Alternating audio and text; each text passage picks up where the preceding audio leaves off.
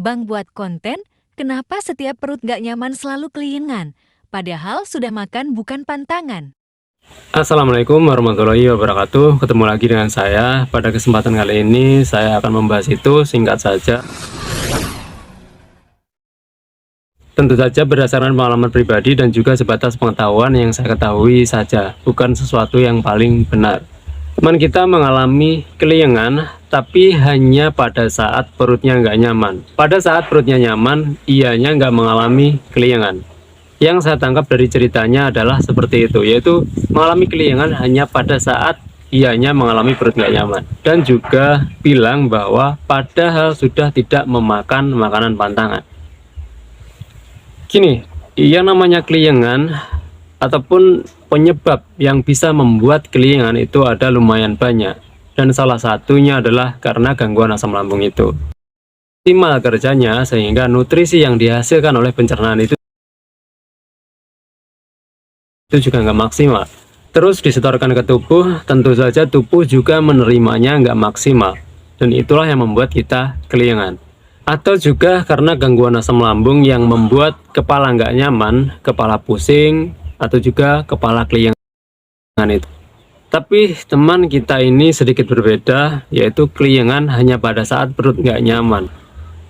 Kalau menyimak dari ceritanya tersebut, kemungkinannya adalah, atau kemungkinan saya, ini bukan sesuatu yang paling benar, tapi kemungkinan saya saja, yaitu adalah terjadi perut nggak nyaman. Setelah perut nggak nyaman, cemas muncul, panik muncul, panik berlebihan, cemas berlebihan. Setelah itu baru mengalami kelingan, karena panik berlebihan, cemas berlebihan bisa membuat kelingan.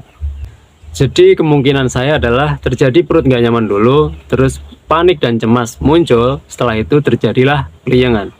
Kemungkinan yang pertama adalah itu. Kemungkinan yang kedua yaitu adalah terjadi cemas berlebihan duluan. Setelah terjadi cemas berlebihan, itu bisa membuat perut nggak nyaman, dan sekaligus juga membuat kelingan. Karena cemas berlebihan bisa membuat perut nggak nyaman, sekaligus juga bisa membuat kelingan. Jadi kemungkinan yang kedua adalah mengalami cemas berlebihan duluan. Kemungkinan ketiganya yaitu adalah dari makanan. Gini, menurut anggapan kita, makanan kita sudah aman untuk lambung kita. Itu anggapan kita, tapi mungkin pada kenyataannya bagi lambung kita makanan itu tidak aman ataupun membuat lambung kita nggak nyaman. Dan ketika lambung nggak nyaman, tentunya perut ikut nggak nyaman, dan itu nyambung ke kepala. Kepala ikut pusing, salah satunya nggak nyaman, dan salah satunya juga membuat kepala kelingan itu tadi. Terus apa yang harus dilakukan ataupun apa solusinya? Ya balik lagi, kita harus mengatasi cemas yang berlebihan, takut yang berlebihan, was-was, khawatir, dan semacamnya itu. Karena kemungkinannya adalah itu terjadi karena cemas yang berlebihan.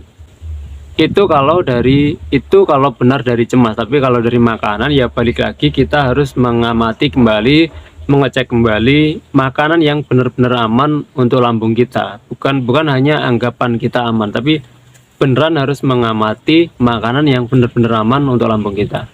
Dan juga sembari itu semua, kita sangat harus sekali mencukupi kebutuhan air putih kita. Itu sangat harus sekali, karena kekurangan air putih sangat bisa membuat kelingan juga. Kedengarannya sepele, hanya air putih doang, tapi ketika kita kekurangan air putih sangat bisa membuat kita kelingan. Jadi juga harus kita pastikan kebutuhan air putih kita tercukupi. Dan juga kita barengi dengan olahraga semampu kondisi kita. Itu juga perlu dilakukan. Jadi saya kira itu, semoga video singkat ini bermanfaat. Selalu ingat satu hal, selalu bersyukur pada kondisi bagaimanapun kita saat ini. Assalamualaikum warahmatullahi wabarakatuh.